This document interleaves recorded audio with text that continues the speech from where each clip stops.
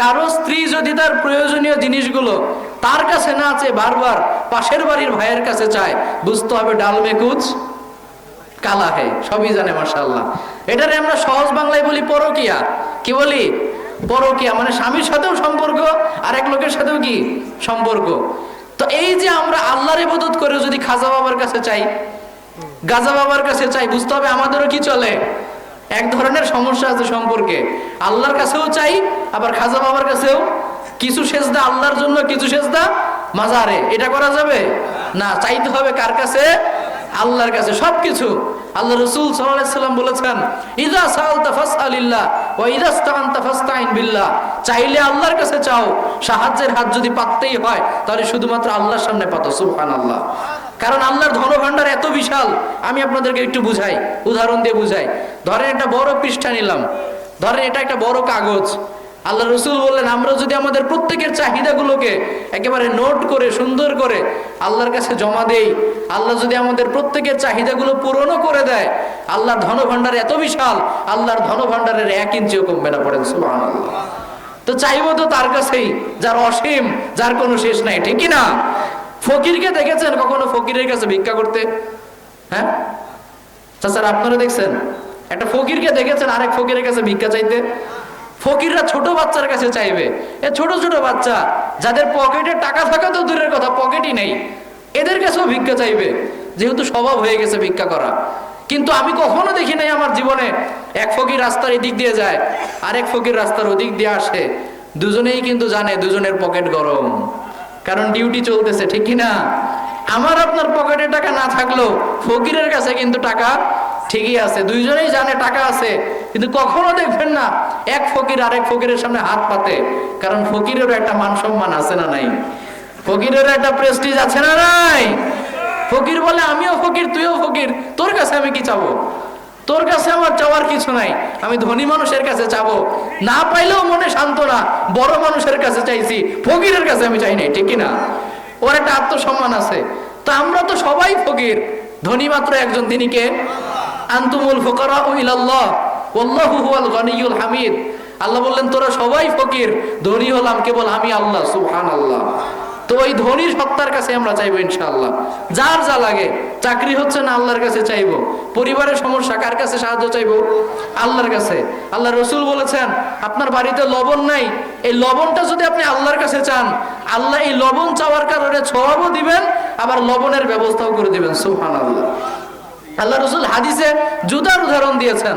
আপনার জুতার ফিতা ছিঁড়ে গিয়েছে, আপনি আল্লাহকে বললেন, আল্লাহ আমার জুতার ফিতা ছিঁড়ে গিয়েছে, এটা ঠিক করতে হবে, সাহায্য করো। আল্লাহ রাসূল বললেন, এই যেহেতু জুতার ফিতাটা আপনি আল্লাহর কাছে ছিঁড়ার কারণে সাহায্য চাইলেন, আল্লাহ আপনাকে সওয়াবও দিবেন, আবার জুতার ফিতা ঠিক করার সামর্থ্যও দিবেন। সুবহানাল্লাহ। তাহলে চাইবো কার কাছে? ইয়াকা নাবুদু ওয়া ইয়াকা নাস্তাইন ইহদিনাস সিরাতাল মুস্তাকিম। এটা অনেক বড় দোয়া, আল্লাহ আমাদেরকে শিখিয়েছেন। আল্লাহ বলেছেন, আমার কাছে দোয়া করো, ইহদিনাস সিরাতাল মুস্তাকিম, মানে আল্লাহ আপনি আমাকে সঠিক পথ দেখান, সহজ পথ দেখান, সোজা পথ দেখান। সুবহানাল্লাহ। আচ্ছা বলেন তো, ইসলামের এই পথ বাঁকা না সোজা? উত্তর দেন না। বাঁকা না সোজা? এটা একেবারে সোজা, স্ট্রেট ফরওয়ার্ড। আপনি কালেমা পড়ে বিসমিল্লাহ বলে এই রাস্তায় আস্তে আস্তে হাঁটা শুরু করবেন, রাস্তার মাথায় গিয়ে দেখবেন জান্নাতুল ফেরদাউসের দরজা আমার আল্লাহ আপনার জন্য খুলে রেখে দিয়েছেন। একেবারে সোজা, ডান বামে তাকানো লাগবে না, বিসমিল্লাহ বলে শুধু হাঁটতে শুরু করবেন, পারবেন ইনশাআল্লাহ। এই রাস্তায় আমরা কেন হাঁটবো, কেন ইসলাম মানবো? সিরাতাল্লাযিনা আনআমতা আলাইহিম, কারণ যাদেরকে আল্লাহ নিয়ামত দিয়েছেন, অনুগ্রহ যাদের উপর আল্লাহ নাজিল করেছেন, এরা সবাই এই পথের প্রতীক ছিলেন। সুবহানাল্লাহ। আমাদের যিনি রোল মডেল বিশ্বনবী মুহাম্মদুর রাসূলুল্লাহ সাল্লাল্লাহু আলাইহি সাল্লাম, ওনার কোন আদর্শ মানতেন তিনি বলেন তো? ইসলামের আদর্শ, ঠিক কিনা? আর আমরা তো তাকেই অনুসরণ করি। কোন নায়ক নায়িকা, গায়ক গায়িকা, এরা কি আমাদের মডেল? আমাদের মডেল হলেন বিশ্বনবী মুহাম্মদুর রাসূলুল্লাহ সাল্লাল্লাহু আলাইহি সাল্লাম। আমরা তাকেই অনুসরণ করি, ঠিক কিনা? আমরা তাকে অনুসরণ করলে কি হবে? তার সাথে হাসর নাসর আমাদের হবে ইনশাআল্লাহ। আল্লাহ রাসূল বলেছেন, আল মারউ মা'a মান আহাব্বা, যার সাথে যার মহব্বত তার সাথেই তার কিয়ামত। আপনি যদি অমুসলিমদেরকে ভালোবাসেন, আপনি যদি খেলোয়াড়দেরকে ভালোবাসেন, আপনার জান্নাতটা, আপনার হাসরটা কিন্তু ওই অমুসলিম খেলোয়াড়ের সাথেই হবে। আর আপনি যদি আল্লাহর নবীকে ভালোবাসেন, আপনার হাসর নাসর আমার নবীর সাথেই হবে ইনশাআল্লাহ। তা আমরা কার সাথে হাসর চাই বলেন তো? যারা জাহান্নামে যাবে তাদের সাথে থাকতে চাই, না জান্নাতীদের সর্দার আমার নবীর সাথে আমরা থাকতে চাই? নবীর সাথে থাকতে চাইলে ইসলাম ফলো করার দরকার আছে না নাই? গায়রিল মাগদুবি আলাইহিম ওয়ালাদ-দাল্লিন, ইহুদি খ্রিস্টানদের অনুসরণ আমরা করতে চাই। ইহুদি খ্রিস্টানদেরকে আমরা ভালোবাসি, তাদেরকে সম্মান করি, কারণ তারাও মানুষ। মানুষ হিসেবে প্রত্যেকের সম্মান আছে না নাই? আমরা তাদেরকে সম্মান করব, রেসপেক্ট করব, কিন্তু তাদের জন্য আমরা কোনো কালচার আমরা ফলো করতে পারবো না, কোনো সংস্কৃতি আমরা ফলো করব না। আমরা ফলো করব আমাদের নবীর আদর্শ ইনশাআল্লাহ। ইদানিং দেখবেন খ্রিস্টানরা, মিশনারিরা অনেক সূক্ষ্মতার সাথে আমাদের মুসলিম ছেলেদেরকে অমুসলিম বানানোর চেষ্টা করছে। এরকম নাই? স্কুল আছে দেখবেন, হোপ স্কুল, এই স্কুলগুলোতে তারা বাচ্চা কাচ্চাদেরকে নিয়ে যায়, নিয়ে গিয়ে ফ্রিতে পড়ায়, স্কুল ড্রেস দেয়, ব্যাগ দেয়, অনেক কিছু ফ্রিতে দেয়। দিতে দিতে আস্তে আস্তে ওরা তাদের খ্রিস্ট ধর্মের যে চারা, এটা আমাদের সন্তানদের মধ্যে বপন করে দেয়, রোপণ করে দিচ্ছে। আমার ছেলে মেয়ে আগামীতে হয়তো মুসলিম হয়ে বড় হবে না, ওরা খ্রিস্টান হয়ে বড় হতে পারে। এইটা কখনো আমরা সহ্য করবো না, ঠিক কিনা বলেন? এই খ্রিস্টানরা আমাদের এলাকায় থাকুক, কোনো সমস্যা আছে? হিন্দুরা থাকুক, কোনো সমস্যা আছে? বৌদ্ধরাও থাকুক, আমাদের কোনো আপত্তি? তুমি আমার বাড়িতে আসো, তোমাকে খেতে দিব, মেহমানদারি করব, সব ঠিক আছে, কিন্তু আমার বাড়িতে খেতে এসে তুমি আমার বাড়িতে সূক্ষ্মভাবে তোমার অমুসলিম কালচার ঢুকাবা, ওইটা আমরা বরদাস্ত করবো না, ঠিক না? ওইটা আমরা মানবো না। তুমি আসো, তুমি আমাদের ভাই, তুমি আমার বাড়িতে আসো, খাওয়া দাওয়া করো, এলাকায় সাক্ষাৎ হবে, সমস্যা নাই। তোমার কালচার তোমার কাছে, আমার কালচার আমার কাছে। ওদের কোনো ধর্মীয় কালচার আমরা অনুসরণ করতে পারবো না। আমাদের দেশে বলে ধর্ম যার যার, উৎসব সবার, কথা আছে না নাই? এর চাইতে গাঁজাখড়ি কথা আমার মনে হয় পৃথিবীতে আর কোনোটা নাই। কোন ব্যক্তি যদি বলে চাকরি যার যার, বেতন সবার, কি বলবেন আপনারা? বউ যার যার, ভোগ করার অধিকার সবার, এটা কেউ মানবো আমরা? এটা আমরা কেউ মানবো না। তাহলে কি করে বলি ধর্ম যার যার, উৎসব সবার? ধর্ম যার যার, উৎসব হবে তার তার, ঠিক না? এটা তার উৎসব, তার উৎসব সে পালন করুক। পৃথিবীর সব অমুসলিমরা যদি কোরবানির ঈদে আমাদের সাথে এসে গরু জবাই করে, তার জন্য কি আমাদের জন্য এটা হালাল হয়ে যাবে যে ওদের পূজায় গিয়ে আমরাও পূজা করব? অনেকে বলে যে ওরা তো আমাদের কোরবানির সময় আসে না, তো আমরা কেন ওদের পূজায় যাব? এই যুক্তি ঠিক না। ওরা আমাদের কুরবানিতে আসলেও আমাদের যাওয়া যাবে না, ঠিক কিনা বলেন? আমাদের কুরবানিতে আসুক না আসুক ওটা পরের কথা, আমাদের জন্য ওই সব কালচার অনুসরণ করার কোনো সুযোগ নাই। আল্লাহ বলেছেন লাকুম দীনুকুম ওয়ালিয়া দিন, আমার ধর্ম আমার কাছে, তাদের ধর্ম তার কাছে, তারা তার ধর্ম পালন করুক, আমাদের কোনো আপত্তি নাই, কিন্তু আমরা তাদের ধর্ম অনুসরণ করতে যাব না। এক দলের একটা বড় নেতা যদি কোনোভাবে জানাজানি হয়, আরেক দলের নেতার জন্মদিন পালন করতে গেছে, ওর পদ থাকবে? কথা বলেন না কেন থাকবে? দলের নেতা তো দূরের কথা, কর্মী, ধরেন এক দলের কর্মী আরেক দলের নেতার ছেলের বিয়ের অনুষ্ঠানে গেছে, এটা যদি একবার জানাজানি হয়, ওর পদ থাকবে? বলে তুই আমার দল করিস আর ওই দলের নেতার অনুষ্ঠানে যাস না? তো দুনিয়ার গুলো তো আমরা ভালোই বুঝি, ওই সময় কোনো উদারতা দেখবেন না, ওই সময় কোনো উদারতা নাই। সব উদারতা কোথায়? ইসলাম মানার সময়। খবরদার, আমরা তাদেরকে ভালোবাসবো, কিন্তু তাদের অনুসরণ করা যাবে না। আমি আসলে খুব অসুস্থ, কথা বলতে কষ্ট হচ্ছে। আপনারা যতটুকু কথা বললাম মোটামুটি বুঝতে পারছেন তো ইনশাল্লাহ? আল্লাহ আমাদের সবাইকে কথাগুলো বোঝার এবং মানার তৌফিক দান করুক, আমরা পড়ি আমিন। একটু সংক্ষেপে রিভাইজ করে দেই। প্রথমেই বলেছি সুখে দুঃখে প্রশংসা করব কার? আল্লাহ চাইতে আমাদেরকে কেউ বেশি ভালোবাসতে পারবে? তার মানে যা খুশি তাই করা যাবে নাকি? ভালোবাসে তো, সমস্যা কি? হ্যাঁ, মালিক ইয়াউমিদ্দিন, বিচার দিবসও আছে না নাই? আমরা ইবাদত করব কার? সাহায্য চাইবো কার কাছে? আমরা নবী রাসূলদের পথে চলতে চাই কি চাই না? ইহুদি খ্রিস্টানদের কোন কালচার আমরা অনুসরণ করব? আমরা সবাই পড়ি আমিন। তাহলে আজকে আমরা একটা সূরা থেকে কথা বললাম, এরকম আরো 113টা সূরা এই কোরআনের মধ্যে আছে না নাই? তো ওইটা কি আমি শেষ করতে পারবো? আমাদের শায়েখ করে দিতে পারবে? তাহলে কে করবে? করা লাগবে না নাকি?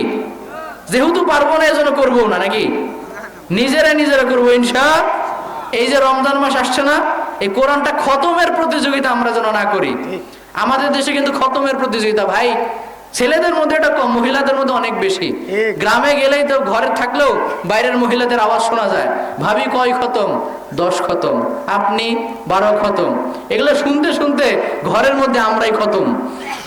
কোরআন তো এতবার খতমের জন্য নাজিল হয় নাই। কোরআন অবশ্যই আপনি পড়বেন, ঠিক আছে, কিন্তু কোরআনটা আমি শুরুতেই বলেছি এটা শুধু তেলাওয়াতের জন্য নাজিল হয় নাই, এটা বোঝার জন্য নাজিল করা হয়েছে।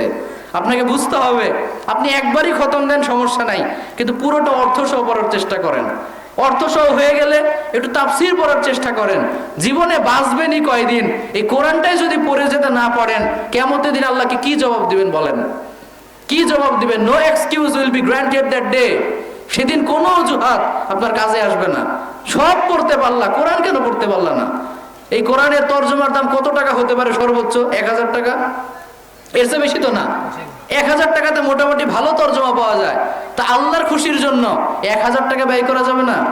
আর কোরআনের এই বিধানগুলো যদি আমরা মানি, লাভ আল্লাহর না আমাদের? কথা বলে না, লাভ আমাদের না আল্লাহর? আমাদের লাভ। কেন আমাদের লাভ বলেন তো? কারণ এই কোরআন অনুযায়ী চললে আমরা জান্নাতে যেতে পারবো, ঠিক কিনা? আচ্ছা, এটা বলে শেষ করে দিই, একটু বুঝেন, আমার কথার উত্তর দেন। পৃথিবীর সবাই মিলে যদি আমরা বলি আল্লাহ তোমার জান্নাতে আমরা যাব না, আল্লাহর কোনো লস আছে? কথা মনে বুঝে নাই, লস আছে? কোনো লস নাই। কেন বলেন তো? কেন? কারণ আল্লাহ জান্নাত ভাড়া দেয় না, ঠিক না বলেন? বাড়িওয়ালার যদি রুম ফাঁকা থাকে, বাড়িওয়ালার টেনশন, এই রুমটা ফাঁকা আছে, একটা ভাড়াটিয়া উঠলে মাস শেষে কিছু টাকা আসতো, ফাঁকা আছে, মন খারাপ, ভাই জায়গায় জায়গায় অ্যাডভার্টাইজ ছড়ায়, এই অমুককে ভাড়া নিলে আমার বাড়ির পাঠায়, রুম ফাঁকা আছে। বাড়িওয়ালা চায় রুমটা ভরুক, কিন্তু আল্লাহর এরকম কোনো তাড়াহুড়া নাই, কারণ আল্লাহ তো ভাড়া দেয় না জান্নাত। জান্নাতে গেলে আল্লাহর কোনো লাভ নাই, পুরোটা লাভ আমাদের, ঠিক না? পুরো জান্নাত ফাঁকা থাকলেও আল্লাহর মালিকানায় কোনো কমতি আসবে না, আল্লাহর মালিকানায়, আল্লাহর সম্মানে কোনো ঘাটতি আসবে না। সুবহানাল্লাহ। তাহলে আমরা যদি জান্নাতে যেতে পারি আমাদের লাভ, নিজেদের লাভের জন্য 1000 টাকা ব্যয় করা যাবে না ইনশাআল্লাহ। আমরা নিজেরা কোরআনটা পড়বো, সন্তানদেরকে কোরআন পড়াবো তো ইনশাআল্লাহ। এই রমজান মাস আসছে, এই কোরআন নাজিলের মাস। রমজান মাস কি মাস? রমজান মাসের নাম শুনলে আমাদের কিসের কথা মনে পড়ে বলেন তো? সাহারির কথা, ইফতারির কথা, তাহাজ্জুদের কথা, যা এই যে তারপর কিয়ামুল লাইল, তারাবির কথা, তাই না? সাহারির সময় আমরা কি খাচ্ছি, ইফতারির সময় আমরা কি কি খাচ্ছি, রমজান মাসের নাম শুনলে মাথায় আগে এটা আসে। কিন্তু আল্লাহ কিন্তু রমজানের পরিচয় দিতে গিয়ে এটা বলেন নাই যে রমজান মাস হলো ওই মাস যেই মাসে সিয়ামকে ফরজ করা হয়েছে, রমজান মাস ওই মাস যেই মাসে তারাবি পড়া হয়, রমজান মাস ওই মাস যেই মাসে অনেক বেশি দান সদকা করা হয়। আল্লাহ বলেছেন শাহরুর রমাদান আল্লাযী উনজিলা ফীহিল কোরআন। রমজান হলো ওই মাস যেই মাসে কোরআন নাজিল করা হয়েছে, পড়েন সুবহানাল্লাহ। তার মানে রমজানের মূল গুরুত্বই কোরআন। এই কোরআনটাই যদি আপনি না পড়েন, এই রমজানের হক আপনার আদায় হবে না। এজন্য আমরা কোরআনটা পড়ার চেষ্টা করবো, আওয়াজ করে বলি ইনশাআল্লাহ, আর একটু জোরে বলি ইনশাআল্লাহ। কারণ এই কোরআনে সব সমস্যার সমাধান আছে না নেই? আর একটু জোরে বলেন না, আছে না নাই? আমার পরিবার থেকে পার্লামেন্ট চালানোর ক্ষমতা আমার এই কোরআনের আছে না নাই? এজন্য এই কোরআনটা আমরা পড়বো, বুঝবো এবং সমাজে বাস্তবায়নের চেষ্টা করব। আওয়াজ করে বলি ইনশাআল্লাহ। আর একটু আওয়াজ করে বলেন ইনশাআল্লাহ। আর যারা দান করেন নাই, একটু সংক্ষেপে আমরা একটু দান করি। আমি মুসাফির মানুষ, আপনাদের জন্য দোয়া করব। আমরা সবাই মিলে, আমাদের শায়েখ আছে, আমি আছি ইনশাআল্লাহ। এই তো মাশাআল্লাহ আমাদের মুরব্বী বাজান দান করেছে 100 টাকা, মাশাআল্লাহ 200 টাকা দান করেছে। আমরা পড়ি লিল্লাহি তাকবীর। আল্লাহ তাআলা দানকে কবুল করুক। আমরা পড়ি